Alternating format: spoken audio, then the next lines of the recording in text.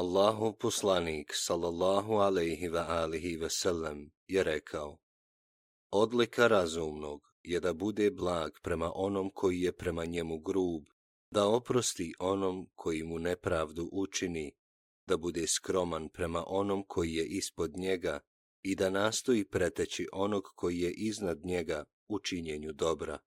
Kada poželi da progovori, on promisli, pa ako je to dobro, onda govori i tako se okoristi, a ako je zlo, onda šuti i tako se izbavi. Ako ga zadesi iskušenje, on potraži utočište u Allaha, držeći svezanim svoje ruke i jezik. Kada vidi vrlinu, okoristi se njome.